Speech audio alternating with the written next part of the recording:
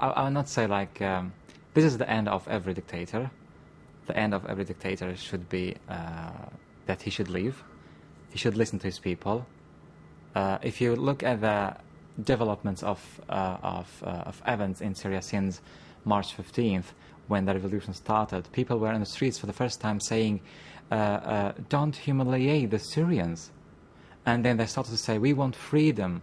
And when the regime went on killing them, shooting them, they started to say, "We will topple the regime."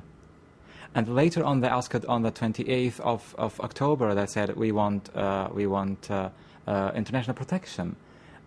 Previously, in the 8th of September, they said, "We need the no-fly zone." And then, if you see how did the Syrians act whenever the Syrian regime killed them and tortured them and arrested them. Now we are talking about 6,000 or 7,000 people have been killed. We are talking about 70,000 people have been arrested. Many have disappeared. We don't know where are they. So we are talking about, a long march. I would say like that. So if the regime have listened to its people from the beginning, I think it would not be like this. It didn't listen. Now it should leave very openly, very directly. It should leave. Now your chances look pretty good, don't they? If you look around the region, Gaddafi's gone, Mubarak's gone, Ben Ali has gone, and now even Saleh in Yemen appears to have gone anyway. He's agreed to step down for now. If you look at the odds of probability, the chances do look good. How long do you think it can continue like this?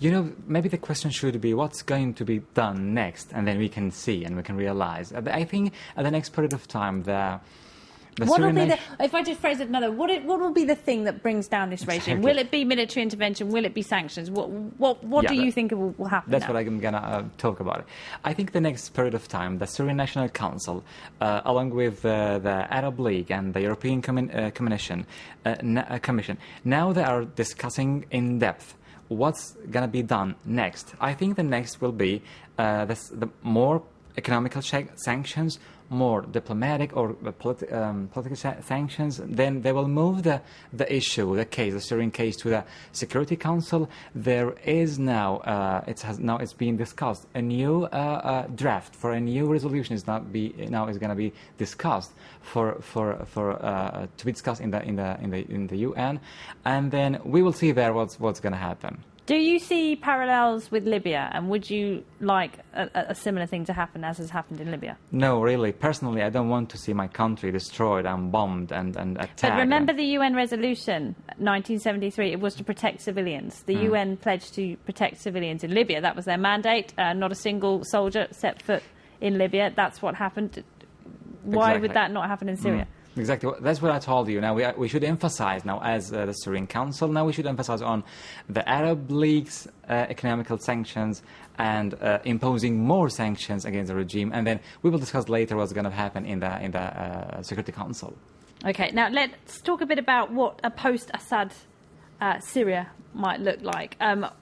I've got a report here from the International Crisis Group that was out today, and it says there are a series of things that need to be taken into consideration. One of them is the fate of the Alawite community. Now, of course, this is the class that President al Assad belongs to. They're a minority in Syria, but they've ruled the country for 40 years now.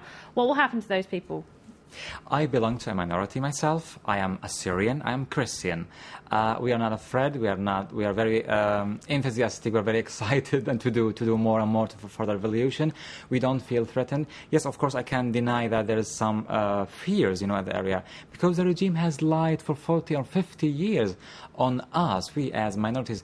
If the regime will leave, then the minorities should be killed. And this is not truth, of course not truth. That's why we are, as Christians and as Assyrians, we are in the revolution, and we are represented in the Syrian National Council. 1 out of the 7 leaders of the Syrian Council is an Assyrian Christian.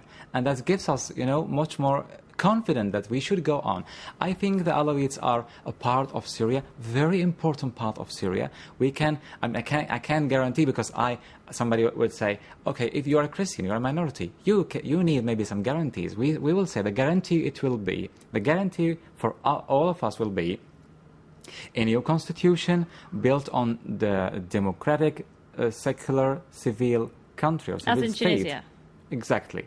That's what will protect all the minorities. I'm a Christian.